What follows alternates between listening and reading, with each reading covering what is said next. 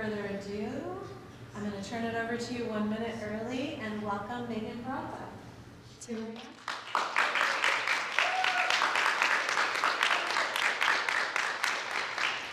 Thank you, everybody. Hi, my name is Meghann Peralta, and first and foremost, again, just want to take a second to say thank you to everybody for taking time out of your day to attend my presentation, and let's get started. So today I'll be presenting my honors senior thesis on understanding the impacts that social media has on our body image perception.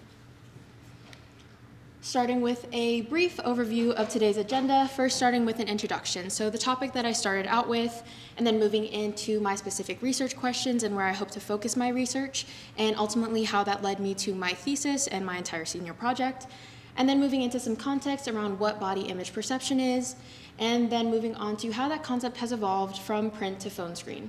And then specifically focusing on social media and its impacts on our perception of body image, and then touching lightly on a new emerging kind of content around body positivity and how that also impacts us. And then lastly, getting into some implications and limitations around the research I've conducted so far this semester, and then lastly, getting into some conclusions. So to get us started, what topic was I hoping to cover? Well, first stat, according to Thesis 2024, nearly 85% of emerging adults use some form of social media platforms. So whether that be TikTok, Instagram, or Snapchat, or even slightly dated apps like Facebook, Pinterest, or Visco, most of us are averaging at about 146.5 minutes per day on these apps. And while my specific presentation isn't going to harp on the detrimental effects of excessive phone time, I do want to acknowledge that for the average user, most of us face some form of content that is similar to the ones shown on the screen. And while not everybody's feed is going to look exactly like those images, because this is my own personal feed, most of us in one way, shape, or form is met with content that tells us how our bodies are meant to look. And with high rates of exposure, this makes us a lot more susceptible to the internalization of these harmful narratives that media like this presents. So where did I hope to go with my research? Because it's a very broad topic. Two main research questions. First was, how has the concept of an ideal body evolved with the prevalence of social media? So looking at this concept of the ideal body and how it's changed over the past 30 or so years with public media. And then second, what are the overall impacts social media has on our body image, our perception of body image? So how has social media specifically changed the way that we think about ourselves and other people's bodies? Which ultimately led me to my senior thesis, that social media platforms negatively impact our perception of body image despite an increase of body positive media.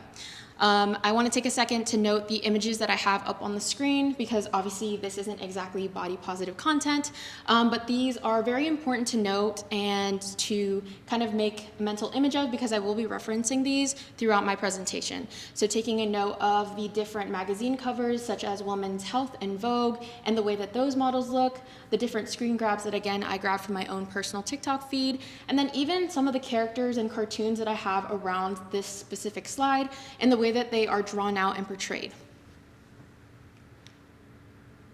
So what is body image perception? I've said it about 20 times now. Basically, body image perception is this concept that the way that we view ourselves informs our experience of the world around us. And specifically within the context of interacting with social media, the way that we view ourselves is going to dictate the way that we internalize the media that we see on our phones. And this essentially matters because in an ideal world where most of us hold these positive self-concepts about ourselves, most of us can look at the media that we see on our phones and think to ourselves that we identify with that media, that looks like me, I hold those same values, and we can think to ourselves, that confirms the way that I think about myself. But unfortunately for most of us, this isn't the case. A lot of us unfortunately lack the inherent positive self-concepts that allow us to be able to look at media and not internalize it negatively. And generally, these lack of inherently good self-ideologies can lead to downward comparison to external stimulus, which is usually the regular outcome. So essentially saying that when we look at the media similar to the one on the previous slide, we look at that and essentially place ourselves below that kind of media or below the way that person looks.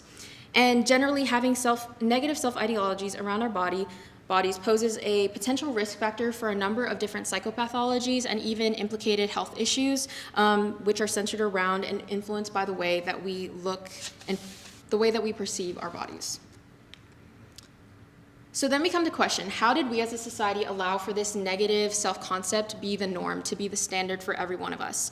We can look at the media. So first starting off with print media. Relevant pieces of research acknowledge significant correlations between consuming fashion and health magazines and body dissatisfaction. So psychologists recognize that the portrayal of a specific type of model, similar to the ones presented on the screen, are the root essentially of downward comparison and where that all started. So creating this culture of beauty that is centered around women that look like this. And then moving those women from still images to live storylines in movies and TV shows, psychologists found that even small consumption of actresses and models who fit that thin ideal proved to be detrimental. And in a society that is becoming more and more technology-based, limited representation of the average body type, in addition to this promotion of the ideal body, increases our ability to internalize that media, which essentially leads us to higher levels of self-objectification. So instead of looking at ourselves for what we are as humans, we view ourselves as objects and critique ourselves and others based solely on appearance. And we see it most prevalently in people in my own age group who grew up watching these kinds of shows and the way that those people and even cartoons are portrayed. And then getting into social media. On top of this perpetuation of the thin ideal, now we also have this emergence of body positive media, which creates a kind of contradicting and even sometimes harmful space for the average social media user. And why that's harmful, I'll get to in a second. But first, I want to focus specifically on the impact that social media has. Throughout the relevant literature, there are two specific categories of social media content that have been identified. First is going to be fitspiration. Fitspiration is centered around this idea that you can achieve a specific type of body ideal through exercising or eating whole foods or eating a specific kind of diet in order to achieve that ideal. And second would be thinspiration, where kind of similar in achieving this thin ideal, but instead of exercising, you cut things out of your diet, you restrict yourself, or you even avoid certain activities so that you don't gain certain muscle mass. And at face value, these two things sound different, but inherently produce the same kind of harmful effects. Three main ones, starting with weight stigmatization. So assigning negative characteristics to those with heavier weight class, and then assigning positive ones to those of thinner stature. This idea that being thinner is more positive or somehow inherently more valuable than being heavier. And then second would be body objectification. So as I touched on before, most of this content is very appearance-based. So this objectification of the body, all this content is paired exclusively with some sort of full body shot, whether it be just a picture of one's body or intentionally posing some sort of way, or even snapshots and flashes of the waist or their abs. And then third would be around dieting and restriction of eating. Both, while seem to have different messages around the way that you should eat and your behaviors around eating, they essentially have this message that there are good and bad foods and that you should be able to cut down certain aspects of your diet in order to achieve this thin ideal. So body positivity, what is that? Essentially, it is a counter movement to this narrative that the ideal body type is the only beautiful kind of body. It was spearheaded by the celebrity Lizzo, who essentially throughout her platforms pushed back on this narrative that only thin bodies deserve to be in public spaces. It created this space of social media that kind of moved into this idea of body appreciation. So kind of moving back and centering ourselves in our innate humanity, so being able to appreciate ourselves for the things that we do rather than the way that we appear. So appreciating the fact that we can get up in the morning and take a walk, or the fact that we can see the world around us and that we can experience these things because our body allows us to. And generally, body positive media helps to enforce these positive self-ideologies that I was mentioning before, and helps to promote self-acceptance. But unfortunately, generally, body positive media isn't very specific in the way that it portrays its messages. So people who are specifically body positive content creators are pretty consistent in their messages of self-acceptance, but overall, they're pretty contradicting and different messages around that entire space that leads to this idea that there's an acceptance of all body types, but to an extent. So on the screen also is pictured Lizzo. I actually screenshotted this from a previous TikTok she made a couple months ago. And basically her bragging about the fact that people thought she took Ozempic, which is a GLP-1 blocker, which helps you lose weight. She's bragging about the fact that people thought she took that in order to lose that weight. And she's the same person who essentially pushed this narrative that larger people deserve to be in public spaces. So some implications. First, thinking about it, why does this all matter? Why are we thinking so much about the way that we look and the way that we see ourselves? A few things that I've identified. First is the increased projection of those with some form of disordered eating. So the Harvard School of Public Health, in partnership with Deloitte and the Academy for Eating Disorders, actually ran a risk analysis advisory that gave a projection of people suffering with some form of disordered eating between 2018 to 2030. And what they found is between those years, there's actually an increase of about 100,000 people suffering from some form of eating disorder, which puts us at about 2.5 million people by the year 2030. And that's only recognizing a population that would actually go and seek medical treatment and be able to be professionally diagnosed, and leaves a large number of people who suffer from disordered thought patterns and behaviors around eating, such as the ones in this video.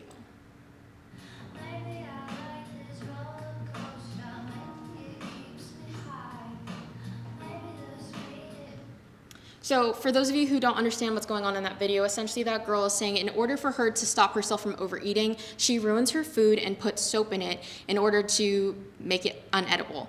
And that is just one video that I found just from searching up what I eat in a day videos, which are pretty common across TikTok. It was one of the first ones to pop up. And this is a huge issue because while not all content is going to be as extreme as that one, it leaves a large spread of misinformation surrounding nutrition within the social media space, and especially for our young and impressionable viewers, this is a huge issue. The literature actually found that around 64% of media that claims to have some sort of expertise around nutrition has no actual credentials to back that expertise. So essentially, they hope that people take them at face value because they say they're an expert and they look a certain way, which poses a huge threat, obviously, for the incoming generation whose experience of the world is largely based in the way that they see things on social media.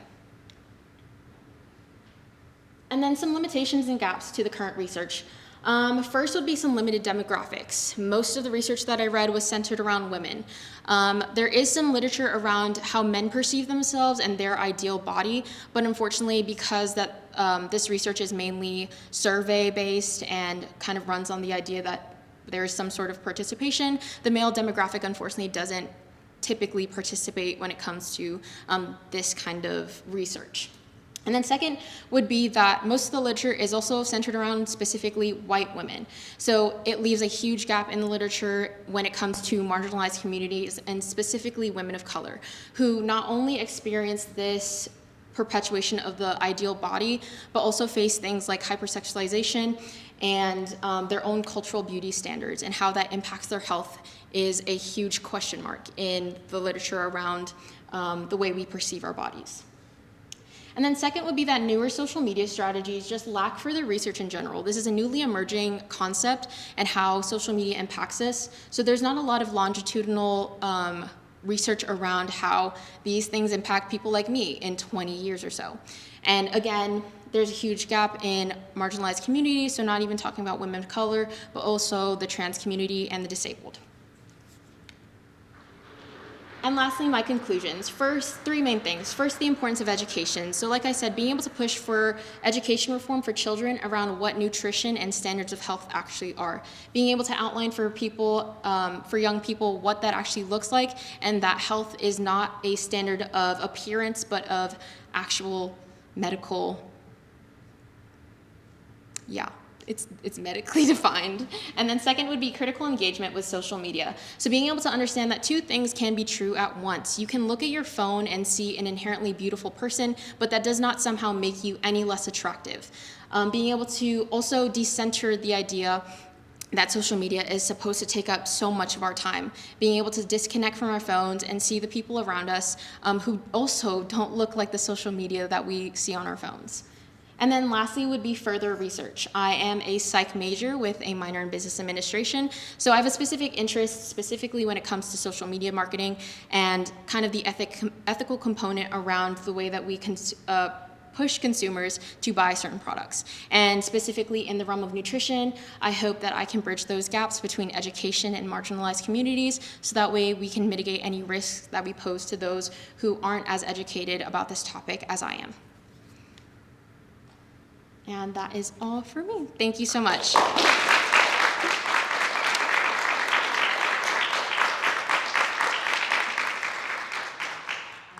you so much, Megan. That was fascinating and kind of terrifying. I only get like chihuahuas and drag queens in my so I didn't know what you all are looking at. I'm glad and terrified. We really need to open it up for questions for people or comments on Megan's research. Yes. Megan, was there anything in particular that surprised you in your research? In particular, I think the biggest thing is how, I guess, like all of these components work, because this is an experience that like I myself see, but I can't like put words to. I think the idea that most of us actually objectify ourselves and then also kind of put ourselves on these lower pedestals, and that's kind of just the norm throughout most demographics, was the main thing that I thought was very shocking. And then how that plays a part into the way that we also view other people, because I didn't address that in this specific presentation, but most of us, people who we think are less attractive than ourselves, we also see as objects and then place even further, which is a whole different component about kind of the way we treat people and everything. But yeah, that was the most interesting, I think.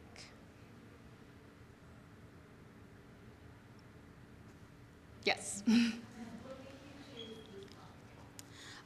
So funny, I actually had a topic completely prepped from last semester. It was based around, like I said, consumer behavior, but I scrapped that idea mid-semester and I chose this one because I found myself getting really bored searching up the way that psychology impacts consumerism, and vice versa. So I chose this specific topic because I think that it's something that I actually really relate to and I can identify with, and it's something that I think is very important to me, and I try to, like, in my own small way, educate people about the fact that it's not real, but I think being able to say that in an academic way was very important to me. So yeah, thank you. And then, did you see anything like in the literature to like kind of like where to go like in the future, like how to not fix this, I guess, but like combat it, I guess? Yeah, unfortunately, that's another issue. Most of the literature kind of points to this idea that looking at more body positive media is helpful for people, but in the same breath that not all body positive media has the same impact. So unfortunately not too many answers in terms of how to mitigate that risk, which is why I hope to take this research further, because we are a very technology-based society. So trying to teach people how to step away from that is gonna be very difficult, but I think that there are things that we can put into place to help at least minimize those risks. So. Yes. I know you talked about the business aspect towards the end of the presentation. During your research, did you find any just like research or even like videos that maybe you have seen from like brands or businesses kind of pushing this narrative? It's actually funny you say that because I wanted to go down a road about specifically influencer branding, but that's a very like complex topic that I think would take so much time and I could talk about forever. But essentially, brands now have this very discreet way of pushing product. So the people that I actually post on the slides that I had, there's this one girl who got super, super popular because she has money now from Rain energy drinks and Define Athletics. It's an athleisure wear company who essentially pay money to post her content. So unfortunately, not too much literature around studying the ways that, like on the business aspects or the business side of the literature, like not too much describing that, but it's a thing. So I'm hoping in some way that I get to talk about that and research that more myself again. Yeah, so. Yes. That's great. I've been hearing the term lately kind of coming out of body positivity movement. Yes. Of body neutrality. And Yes. I'm wondering if that has filtered through your research. Yes.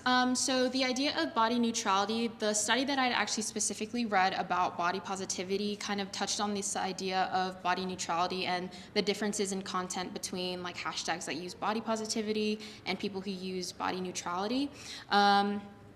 It's kind of the same thing where there's not a very consistent message in terms of that space and what people post.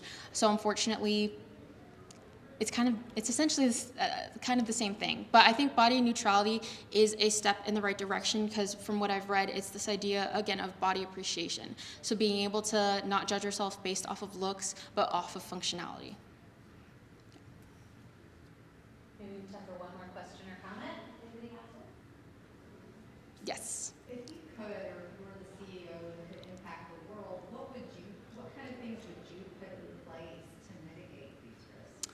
Based on your research and what you've seen, what you saw, Yeah. site dangers? That's something I wish I could answer honestly. I think that at the end of the day, there's a lot of legislation that goes around people's education and then the way that they are able to experience things like social media. So I personally can't speak to any kind of like executive decisions that can be made around that. I think it's mainly at ground level. So being able to educate people about the way that this affects them, being able to have honest conversations that, hey, those women look beautiful or those men look handsome, but that doesn't inherently mean that you are any less than those people. I think it's very important to push education person to person and be able to teach the people around us that social media essentially just is not as real as we think. Great job, Melissa. Thank you. Great job, Megan. Thank you again. I'm going to invite up Dr. Bellis to Stoll and Ford. Megan.